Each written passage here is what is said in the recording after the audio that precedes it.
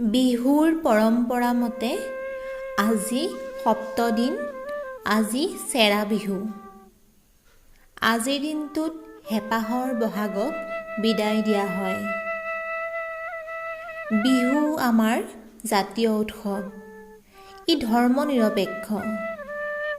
নামনিৰ ৰংহীন উৎসৱেই হওক বা উজনিৰ ৰঙীন বিহুৱেই হওক, জাতি, ধৰ্ম, ভাষা নিৰ্বিশেষে সকলো পুৰুষ-মহিলাই ভিন্ন পদ্ধতিৰে বিহু পালন কৰে। যদিও কিছু ৰূপান্তৰ হৈছে, কিন্তু অসমীয়াৰ পৰম্পৰাক কোনেও বিনাশ কৰিব পৰা নাই। এইখিনিতে কালি আমাৰ প্ৰশ্নটোৰ উত্তৰ দিব বিচাৰিছোঁ। কালি আমি দেখুওৱা বানকাঁহী আৰু বানবাটিটো কাঁহৰ আৰু চৰিয়াটো পিতলৰ। পিতলৰ চৰিয়া বুলি আমি এনেও কওঁ। কাঁহক ইংৰাজীত বেল মেটেল বুলি কোৱা হয়। এবিধ ৰাসায়নিক মিশ্ৰ ধাতু। পিতল এক প্ৰকাৰৰ সংকৰ ধাতু, যাক দস্তা আৰু তামৰ সংমিশ্ৰণেৰে তৈয়াৰ কৰা হয়। আমি সকলোৱে জানো অসমৰ সৰ্থেবাৰী কাঁহ-পিতলৰ সামগ্ৰীৰ কাৰণে বিশ্ববিখ্যাত। আহোম ৰাজত্বৰ কালতেই অসমত সৰ্থেবাৰীত কাঁহ-পিতলৰ শিল্পৰ বিকশিত হ'বলৈ ধৰিছিলে। বহু ইতিহাসবিদে ক'ব খোজে যে আহোম ৰজা ৰুদ্ৰসিংহৰ প্ৰচেষ্টাত সৰ্থেবাৰী আৰু হাজো অঞ্চলত কাঁহ-পিতলৰ বিভিন্ন সামগ্ৰী তৈয়াৰ কৰিবলৈ এক শ্ৰেণীৰ লোক নিয়োগ কৰা হৈছিল। সকলোৱে জনা কথাকে আজি আমি ব্যক্ত কৰিলোঁ।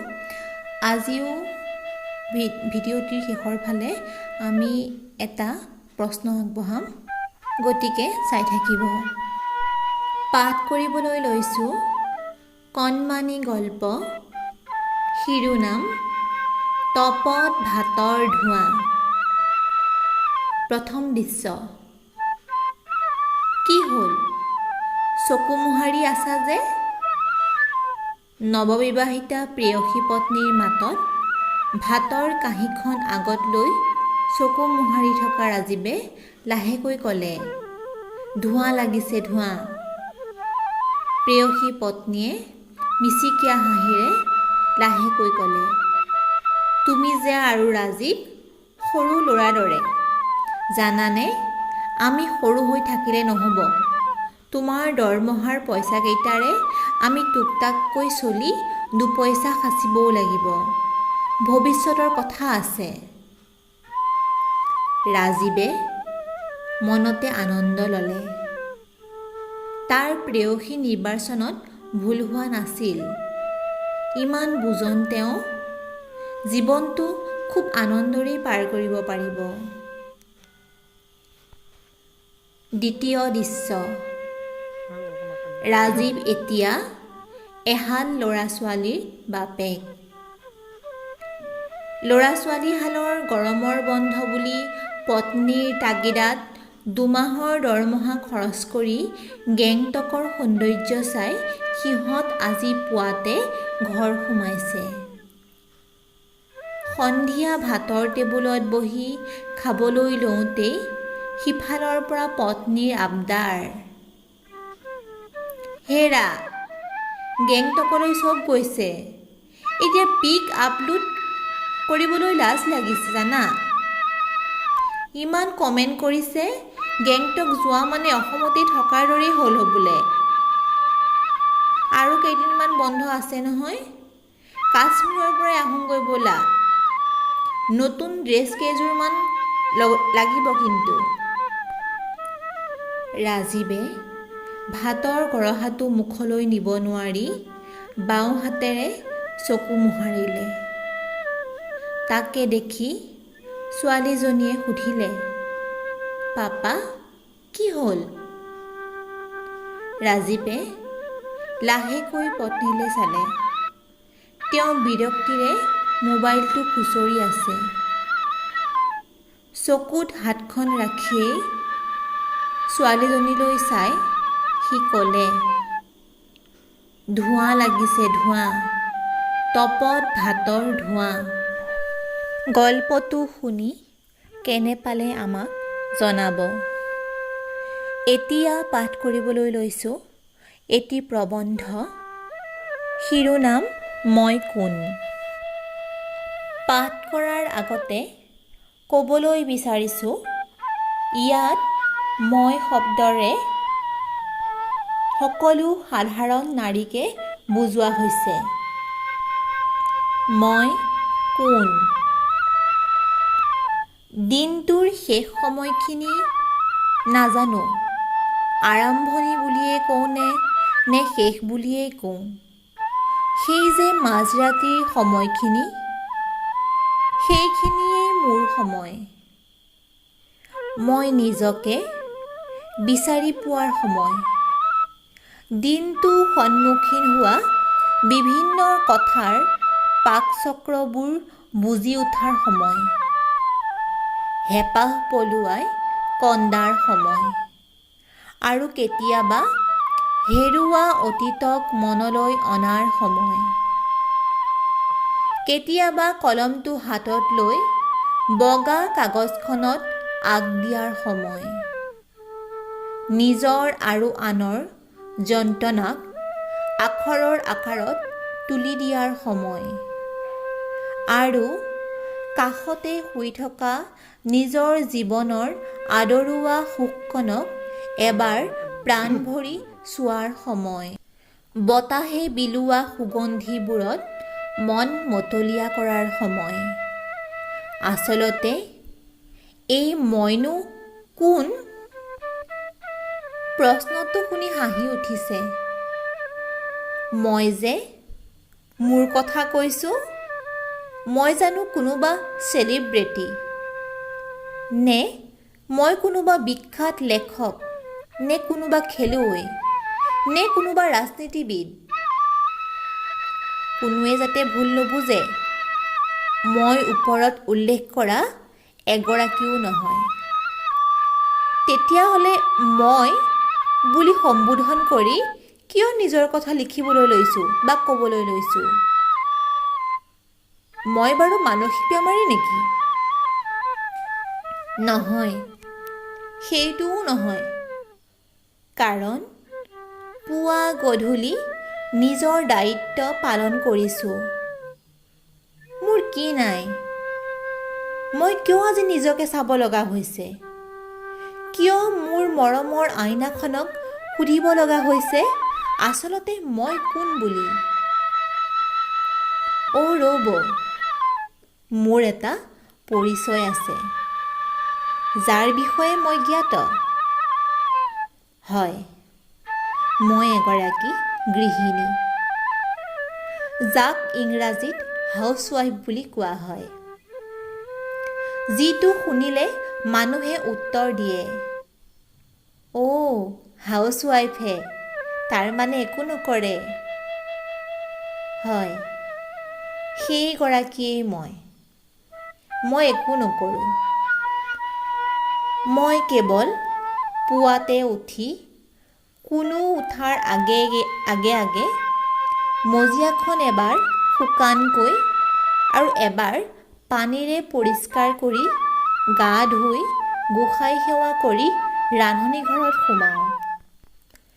তাৰ পাছতে দিনটোৰ বাবে ওলাই যোৱাসকলক খোৱা আৰু টিফিন যোগাৰ কৰি পঠিয়াই ঘৰত থকাসকলক খোৱাৰ যোগাৰ ধৰি কেৱল ঘৰত আন কামবোৰ কৰোঁ।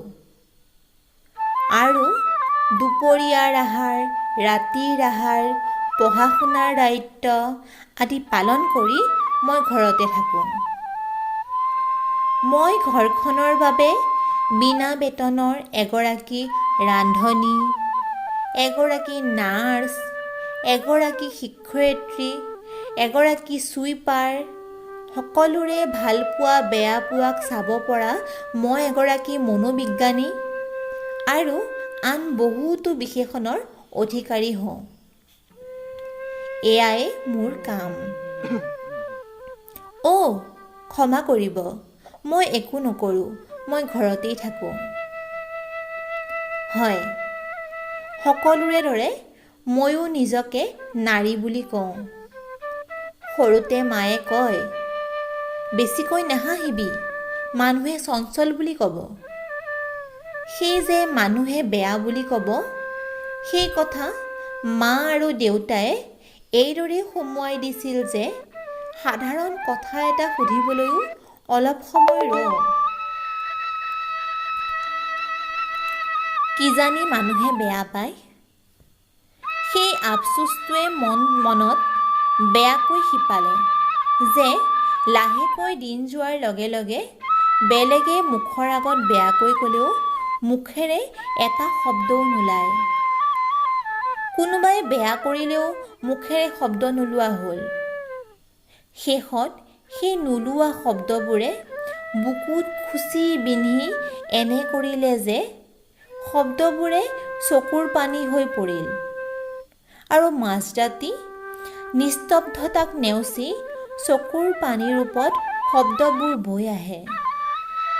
বুকুখন পাতল হয়, কান্দোনৰ ভাগৰত টোপনি আহে আৰু সাৰ পাওঁতে পুৱাৰ কামবোৰে হাত বাউলি মাতে। ক্ষমা কৰিব, কাম নহয়, কাৰণ মই গৃহিণী। কোনোবাই কয় মই বোলে দুখবোৰ টানি আজৰি সুমুৱাওঁ। এইষাৰ মই শুনিবলৈ পাওঁ যেতিয়া মই কোনোবাই দিয়া বাক্যবান বা আন কোনো কুকাৰ্য প্ৰকাশ কৰোঁ। তেতিয়া ওলাই অহা মোৰ দুধাৰি চকুলো দেখি সান্তনাৰ এষাৰি বাক্য আহে, মই বোলে দুখী আত্মা। সেইবাবে সেই বাক্যবান বা কুকাৰ্যৰ কথাও বুকুতে সামৰিলোঁ, আনক প্ৰকাশ নকৰা হ'লোঁ। এনেস্থলত মোৰ মাজৰাতি দীঘলীয়া হ'ল, চকুৰ পানীবোৰো বাঢ়িল। তথাপি মই জীয়াই থাকিলোঁ। কেতিয়াবা এই চকুৰ পানীবোৰো নীলা কলমেৰে বগা কাগজত আখৰৰ ৰূপ দিওঁ। শিল হোৱা বুকুখন শান্ত হয়। কিছু সময়ৰ বাবে মই শান্তি পাওঁ। মানুহক পৰীক্ষা কৰি চাওঁতে লক্ষ্য কৰোঁ, কোনো কৰ্মৰ প্ৰতিবাদক মানুহে অহংকাৰী নাম দিয়ে। এনে বিশেষণ সকলোৰে দৰে মোৰো আছে, কাৰণ মইতো সত্য সুন্দৰ নহয়, এগৰাকী সাধাৰণ নাৰী, যাৰ কোনো কাম নাই, যাৰ নাম গৃহিণী। আনৰ আগত প্ৰতিবাদ নকৰিলে যদি কোনোৱে ভাবে মই তেওঁলোকৰ কথা বুজি পোৱা নাই, তেওঁলোকে ভুল ভাবিছে। মই সকলো বুজি পায়ো একো মাতিব নোৱাৰোঁ, কাৰণ সৰুতে দেউতাই সুমুৱাই দিয়া আনে বেয়া পাব কিজানি তাৰেই ভয়। মই বোলে সুখী হ'ব নাজানো। মই সুখী হ'ব জানো বাবেই আজি পৃথিৱীত ইমান বিশেষণৰ অধিকাৰী হৈও মই নিত্য নৈমিত্তিক কামবোৰ কৰি গৈ আছোঁ। নিজকে চিনি নোপোৱাৰ ভাও ধৰিছোঁ বাবেই মই হাঁহিব পাৰিছোঁ। নিজৰ শিক্ষা জীৱনক ভেঙুচালি কৰিছোঁ বাবেই মই কাম নোহোৱা গৃহিণীৰ নাম ল'ব পাৰিছোঁ। নিজৰ ভালপোৱা বেয়া পোৱাক বিসৰ্জন দিছোঁ বাবেই আনক মৰম দিব পাৰিছোঁ। নিজকে আনৰ লগত তুলনা কৰা নাই বাবেই সদায় ধুনীয়া দেখিছোঁ। মুঠতে মই মোৰ প্ৰকৃত পৰিচয় হেৰুৱাই আন পৰিচয় লৈছোঁ। মাজৰাতিৰ নিজৰ সময়খিনিত কেতিয়াবা মই প্ৰশ্ন কৰোঁ, প্ৰকৃততে মই কোন? প্ৰবন্ধটি অসমীয়া খবৰ কাকতত প্ৰকাশিত হৈছিল। নিজৰ উপলব্ধিৰে এতিয়া ক'ব বিচাৰোঁ, প্ৰতিগৰাকী গৃহিণীক বা প্ৰতিগৰাকী নাৰীক নিজৰ নিজৰ কামবোৰ নিয়াৰিকৈ কৰি যাওক, তাতেই জীৱনৰ সুখ লওক। দুখী হৈ কেতিয়াও নাথাকিব। খোৱা বস্তু বনাই কলমেৰে উকা কাগজত লিখি কাপোৰ চিলাই বা আন কাম কৰি যোনে যেনেকৈ ভাল পায় তেনেকৈ সুখী হওক। সকলো সুখেৰে থাকক। কণমানি গল্প পাঠ আৰু প্ৰবন্ধ পাঠ শুনি আপোনালোকে কেনে পালে আমাক জনাব।